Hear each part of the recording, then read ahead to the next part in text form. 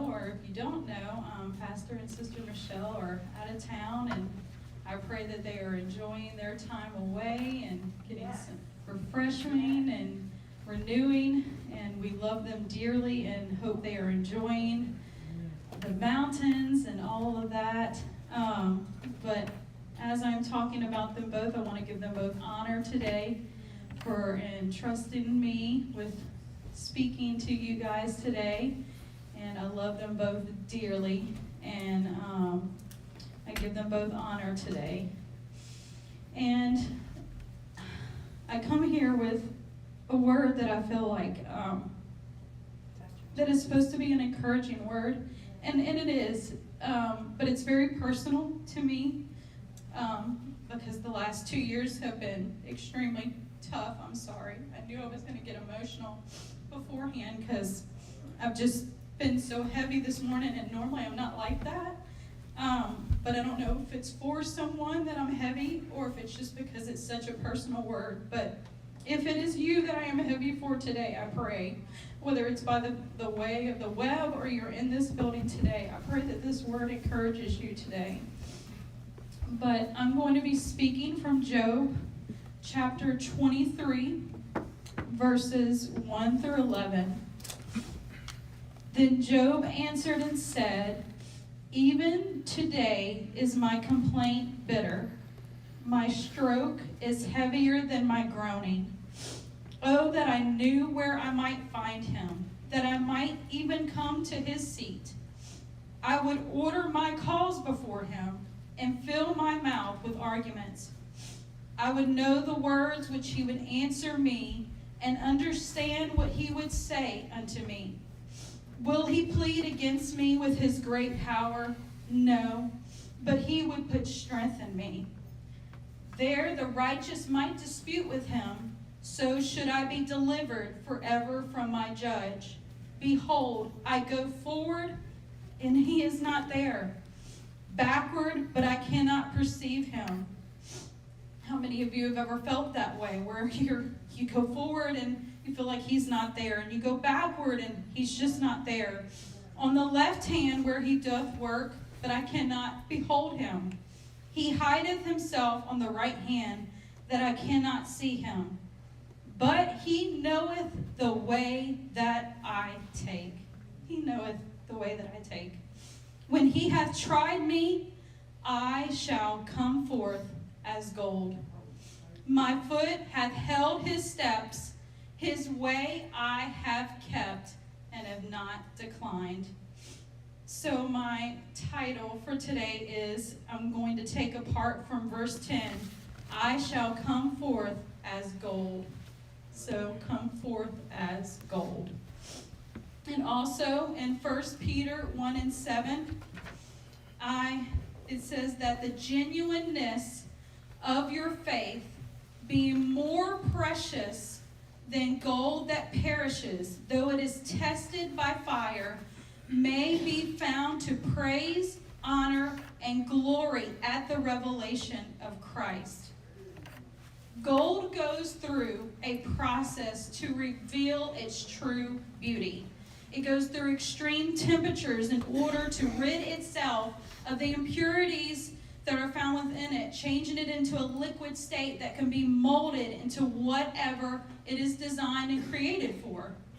This purification process that gold goes through is believed and used in scriptures to be a lot like the sanctification process that we go through, that through God, as God refines us, as God is trying to mold us and make us into what we are designed to be.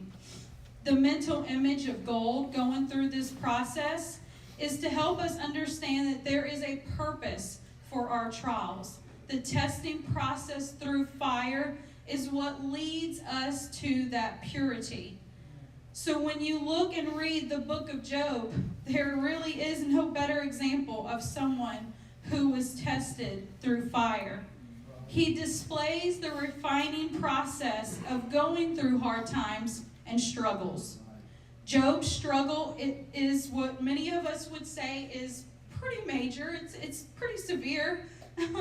But I believe that the Bible showed us this story to give us as an example for us to follow, not to compare our test to Job's and compare our test to someone else, but to help us see and understand how to make it through. So what you struggle with may not be something that I would struggle with. And what you struggle with is not something that maybe you don't struggle with the same thing I do. Each of us have our own things that trip us up. That's our breaking point.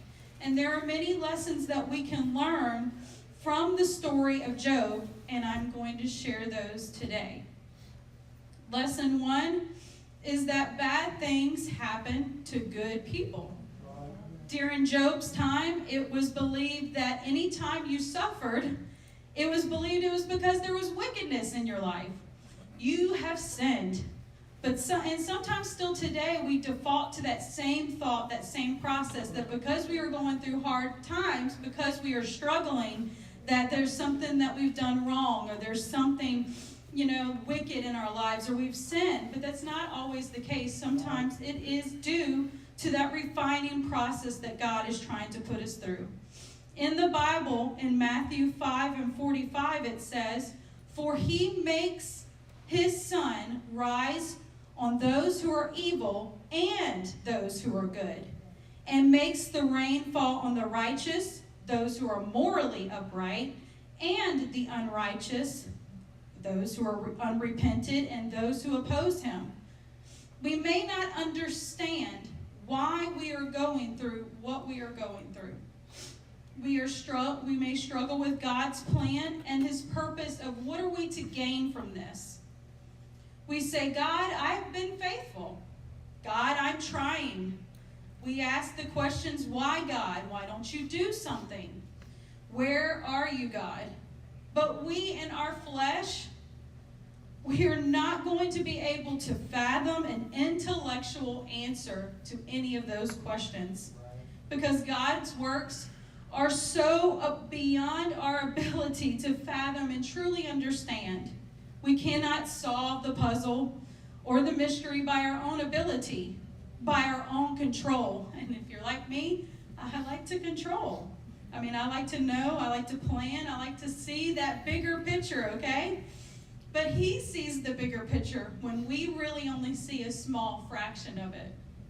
In Isaiah 55:8-9, it says, "For your thoughts are not my thoughts, neither are your ways my ways, declares the Lord. As the heavens are higher than the earth, so are my ways higher than your ways, and my thoughts are higher than your thoughts."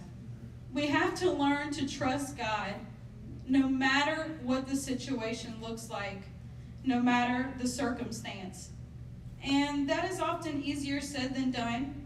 I personally know, especially when it seems like it's round after round after round, one thing after another, some things big, some things small, just continues to keep gnawing. So, a personal story, I was sitting in our garden early one morning, and that was before the extreme heat killed it all. I was praying and talking to God, telling him, "God, I'm not moving. I'm not moving. I'm not going anywhere. I am planted in you. Just help me to learn what you have for me during this season. Please give me strength, because I am tired and I am worn." And most of you know that for our family, the last 2 years have been very hard. From the storm of Ida to the loss of a loved one, my father-in-law, family business struggles, health issues, my husband being in the hospital with a severe infection, financial struggles, strain on our family, our kids, strain on our mental and emotional health. But despite all this, the reason why I prayed these words, and that's very personal to me to share that, because it's not, just something that I normally share what I pray, but is because I want you to understand that I was declaring to the Lord and saying out loud, not just to him, but I wanted the devil to know that I was not going to run away, that I was planted firmly in him, that I was going to trust in him no matter what, even if I did not understand it. And because I have been that prodigal that has run away, that has turned away from God, and I wanted to say it out loud. I wanted to declare it that I'm not going anywhere this time. That's not an option for me. I've been there, done that, wore the t-shirt. It didn't help. So if you're thinking about that today, if you're thinking of turning back or you're turning away, don't do it. I promise you it's not going to benefit you in the end. Because sometimes it's just a testing season. It's that refining process, and that comes at a cost. It is a discovery to see what we are made of. And lesson 2 from Job that we can learn is about that refining process. And the refining process, as I said, is that testing season. It shows who will serve God even in adversity. It's easy to serve God when everything is going good, it's going great, but when things start to fall apart or things start to try your faith, that's when we really get those impurities out. That's when we really start seeing what we're made of. We can see how the righteous in Job and Christian people are supposed to suffer. We can see how we're supposed to suffer. Those who truly claim and love and follow after him, it models the example of how we should be. It's not comfortable being put in the fire, to remove those impurities, to be molded and shaped into what he desires from us, to come forth as gold.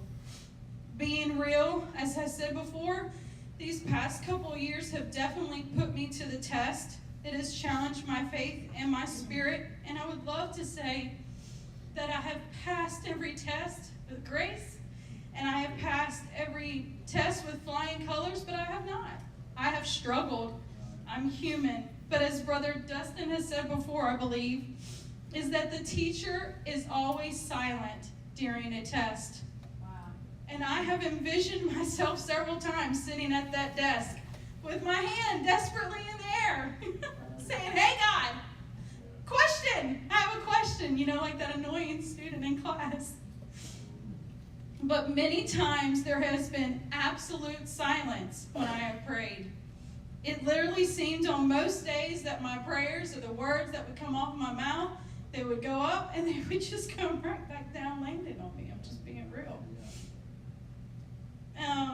Lesson 3 that you can learn from Job is it's okay to not be okay.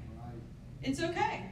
It's okay to not be okay. And I'm talking to myself here majorly because most of us don't like being vulnerable, okay? Most of us don't like feeling broken. We don't like having to rely on other people, or at least I don't. But when you read the book of Job, you can clearly see and hear his desperation. You can see his grief, his frustration, his confusion. Job lost all in one day. He lost his oxen, donkeys, and their servants. He lost his sheep and their servants, his camels and their servants, and his sons and daughters. And his reaction to this is important. I want you to know that. He mourns those losses. It's okay to mourn. Okay? Give yourself that space. It's okay to grieve. Again, I've had to tell myself that. It's okay to go through that process. He tears his robe. He shaves his head. He falls out on the ground. Okay? Do what you need to do to release that. I know sometimes we try to pin it up. We try to mask it over. We try to, pretend everything's okay. We try to wrap it up. But do what you need to do to release that and release it to him. But the most amazing part is then he worships. He blesses his name, and he does not charge God with wrong. Sometimes we do ourselves more harm than good by not being real in our struggle, by trying to hold it all together, by not being honest with ourselves and with God. I mean, he already knows it. Be honest with him. Who better to talk to if you don't have someone else to talk to and share those inner struggles? He's there. Don't become bound by your struggle. Job later starts to curse the day he was born because sometimes Sometimes you go through ups and downs. You're good. Okay, I'm good. I've got a handle on this, okay? And then the next day, he's cursing the day he was born. He's battling with thoughts of bitterness. Sometimes that season of refining, it doesn't level out. Sometimes it's ups and downs, and you're struggling with getting through that because that molding process doesn't happen overnight. Right. You don't pray today and maybe you think it's going to change something within an hour. That might be the case, but most of the time it's not, because that wouldn't be ridding us of the impurities. That wouldn't be teaching us the lessons that we need to learn. We have to be careful to not push aside the struggle and ignoring it, because it can then become a mental battle that we allow the enemy to get a hold of. We can start going down like a path of Job, where we start to curse our existence. We start to curse our life. Don't allow that to creep into your mind, into your spirit, because this can lead us to spiral out of control. And again, it's okay to not be okay, but it is not okay to stay. It's not okay to be okay. It's okay to struggle. It's okay to mourn, but it is not okay to dwell on it. It's not okay to stay in it. Do what Job did and pour it out. Right. Okay? It's okay to be unraveling. It's okay to not be have a hold on everything. But it's not okay to waller in it and stay in it. Push forward, push through it. Pray, pray, pray. The battle is truly fought on our knees. That is where the war truly is. Even though we may not see it or hear anything, and sometimes even feel anything because we are numb. I don't know about you, but sometimes you just get numb. He is there. He is working. It is just that we are so close to our situation at the moment that we can't see anything else. It clouds our vision. But as time goes by and we begin to reflect back on that struggle, I know I've said it before, I can see the hand of God so clearly that I missed that whole entire time that I was going through that season. And in Jeremiah 29:11, it says, "For I know the plans I have for you, declares the Lord. Plans to prosper you and not to harm you. Plans to give you a hope and a future." He wants you to prosper. He doesn't want you to stay in that season that you're fighting in or you're being tested in. He wants you to grow. He wants you to learn from that season of struggle. He wants you to learn from that season of testing. He has plans for each and every one of us. We have to remember that this season is for us to come forth as gold. We have to trade in our panic to praise. Yes. So oftentimes, I can say from the past couple of years, my first response was panic most of the time. I wish I could say I did it went straight to praise, but panic was probably the thing I went to first. But through this, I am learning that it does us no good to panic, honestly. It doesn't help you at all. It doesn't solve the situation. It doesn't help those around you. It doesn't help your family. But when you begin to praise, that's what begins to change that atmosphere. No, it might not change your situation, but it changes your attitude. It changes your spirit. It changes your outlook. Our control, we have to trade in our control to surrender. And that's a big one. That's releasing things that is out of our control, like my husband's situation when he was in the hospital. It wasn't something that I could control. It wasn't something that I could fix. And the days and the months that followed after that, you just had to surrender and go, okay, God, I'm going to have to trust in you with this because I don't know how to solve this. I don't know how to fix this. We have to trade in our doubt to trust. And we have to trade in our worry to peace. And more importantly, we have to trade in our will for his will.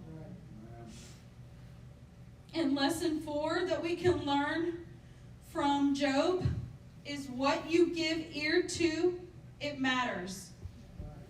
So Job's wife, his own wife, was telling him to curse God and die. And in Job, we also see, if you've never read Job, I encourage you today to, especially if you're going through this testing season, I encourage you to read it, because you will see that his friends that came to comfort him, and I find it quite amusing, and to mourn with him, they each have their own opinions on what he should do and why this is happening to him. Take time to read these chapters of Job and his friends. There are 3 rounds of them going back and forth, and they're telling him that the innocent do not suffer. They're saying that he's foolish. And Job responds back to his friends that they are miserable comforters. I'm like, yeah, that's what you should say. Be honest. I'm like, you're just not doing anything for me. Remember that God will always be there for you no matter what. Others may fail us, and in this case, Job's friends were definitely failing him. If who you are with is not speaking life into your situation, is not praying with you and helping you through, then find others who will. Do not stay in that miserable company. Find someone who will pray with you and go to war with you. Because there are people who will truly be there in your season and will love you through it. God will help us. God help each and every one of us to be those kind of people, to be those kind of friends, to help and reach out when we see someone struggling. When we reach out in love and not judgment. That's an important part. They don't need your judgment. We don't need your long list of opinions. We need your love and we need your prayers. Sometimes it's hard to reach out. I personally, I struggle with that. That's not something that I like to do. I will be transparent. It's private, some things are just private, and it's tough to share things that are very personal to us. But God is showing me, and maybe it's pride, maybe it's, just worried about what others may think, what others may say, what others, if they're judging me. But I know during these past 2 years that God is working on that side of me, because I've had to be transparent. Because there's some things that are kind of just out there, You can't hide everything. You can't mask everything like we were talking about earlier. But I cannot imagine have gone through these past 2 years, making it through without the love and support of you guys. Truly, our church family. Financially, some of you have given us money. You've handed money to us in our hands. You've given us cards. You've helped us with our business.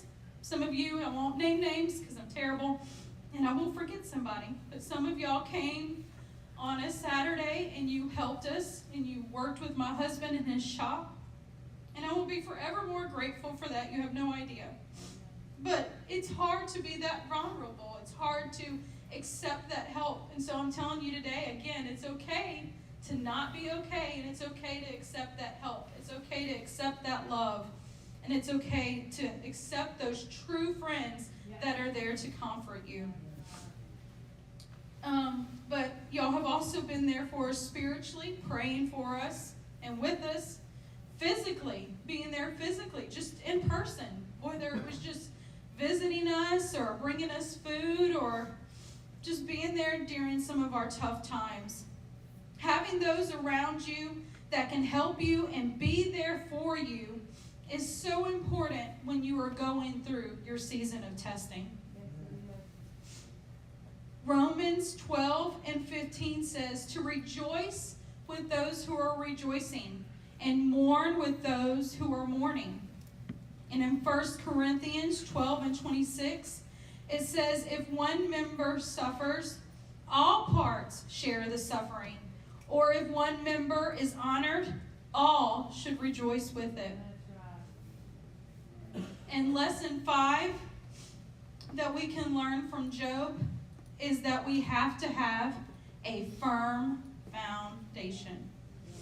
Job would not have been able to withstand the test had he not been established with a firm foundation in God. Just as Sister Michelle has been teaching us the last few Sundays, being rooted and grounded in Christ truly is so important, so that when things do come our way, we can withstand them. So that our roots have to go deep enough in Him so that we don't wither or blow away. And this is so true because even though I grew up in the church, and I know looking at us sometimes that, we look like we have it all together. We're in nice clothes, and we drive nice vehicles, and we have nice houses, and everything seems like it's going perfect. And just because you've been in this your whole life, many years or whatever, that does not mean that you have a strong relationship with Christ. I have grown up in this my whole life. And as I told you and shared earlier, that we walked away. I never would have thought that. I never would have envisioned that. But something came and tested my faith in God, my spiritual walk. And I allowed things to creep in, and I allowed it to blow me away, wither me away. And we have to make sure that we are truly rooted and grounded. It's not just a surface relationship. We're not just growing on top of the rock. We have to grow where our roots are getting down deep into the soil, to where when stuff like this comes by, again, that we don't wither or we don't blow away. And Pastor preached last Sunday on faith that trouble couldn't destroy. We have to have that faith. We have to be solid in our walk with Him. We have to have that firm foundation that cannot be destroyed despite what comes our way. And Job had that faith in God. That even though he struggled, even though he questioned, it's okay to question God, okay? It's okay to get frustrated. It's okay to not understand. But that does not mean that you lose your faith in God. You still maintain your faith. You still pray. You still fast. You still seek Him. And you still hold on to your faith, no matter what others are saying around you, because he definitely had a lot of negative voices. And sometimes I think those voices of his friends are also voices that could represent our own. Sometimes our own mental battle and our own struggle of mental things that are going on in our own minds is enough of an enemy without having enemies around us. You do not get Job faith by just coasting along. It comes from a daily relationship. It comes from prayer. It comes from sacrifice. It comes from staying and not walking away, not giving up. So I encourage you, if you are struggling, to read Job, as I said before, for there are many, many lessons that can be found, but these were my personal top 5 that were personal to me during my season of testing, during my trying to come forth as gold. And I hope that this has encouraged you today, and that I want you to truly know that God is with you, that God is for you. Even during this season of testing, He is with you. Hold on. Have the patience of Job. I know many of us don't like to say that. I tell my kids all the time, you're trying the patience of Job. But know that this is only a season, and it may not happen like we think it should, or when we think it should, but God is always on time. Trust in His process.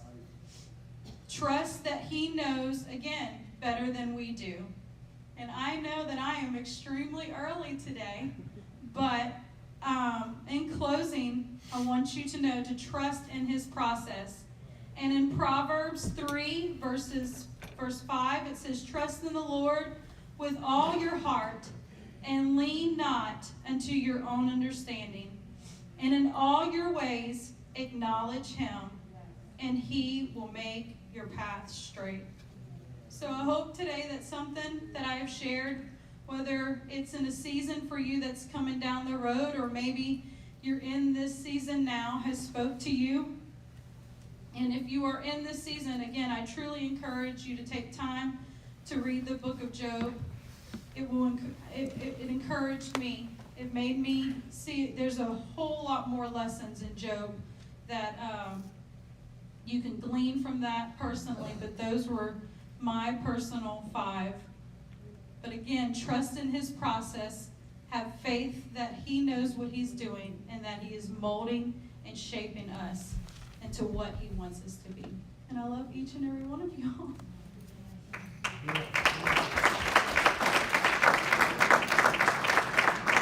And y'all can go get coffee.